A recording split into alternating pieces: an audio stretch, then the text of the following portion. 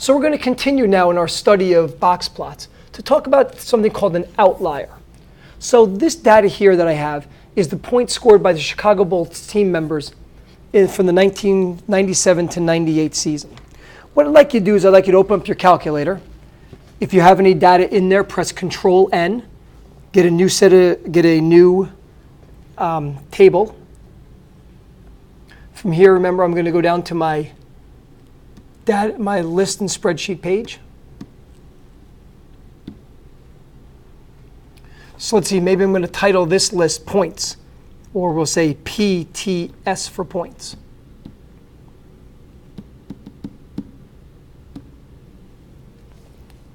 So the first value was 2357, 984, 841, 764, 663. Oh, careful when you enter in your data. 663, 416, 376, 375, 288, 198, and 167.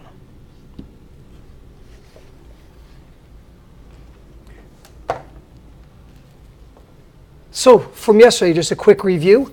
If we can press Menu and we can go to 411, we only have one list, so that's good. We called our list Points.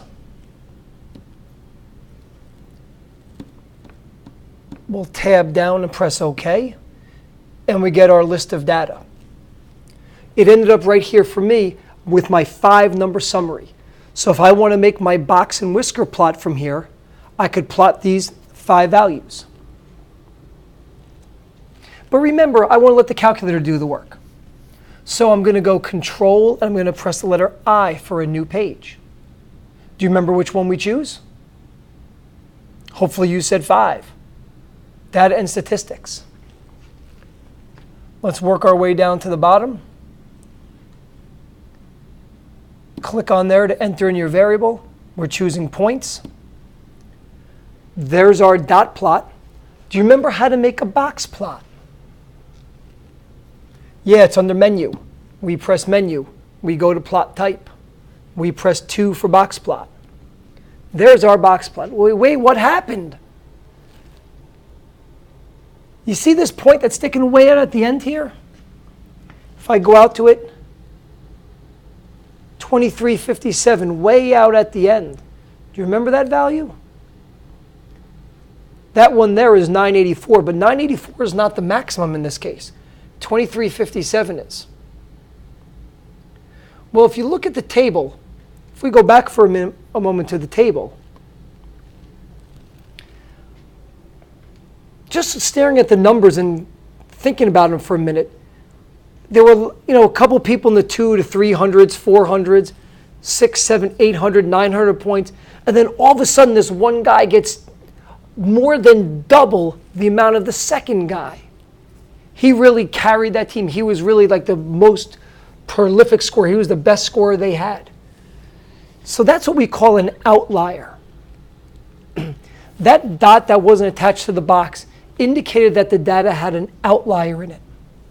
Now, the technical definition of an outlier is a value that is more than 1.5 times the interquartile range from either Q1 or Q3, the lower and upper quartiles. So you can kind of think of it this way, that if you're in this IQR, this is maybe an acceptable data. That data is kind of like, oh yeah, we kind of expect that. Maybe expected data is a better word for it. So it's expected that people scored maybe 400, 500, 600 points. But could someone score more, like 800 or 900, or less, like 100? So maybe the range here, maybe this value here, and actually it's going to be from here, maybe this range is what we're going to call acceptable. I don't think you'd be too shocked to find out that someone in a basketball season scored 800 points. You'd be like, oh, wow, they must be pretty good. But then you got these outliers. And the outliers are the ones that are, we're going to say, uncommon. So the expected ones fall in our interquartile range. Remember, 50% of our values will be inside the interquartile range. And then if you go 1.5 times that interquartile range out, those are what we call the acceptable values. The outliers are the uncommon ones, though. So if we say that a data value is more than Q3 plus 1.5 times the interquartile range,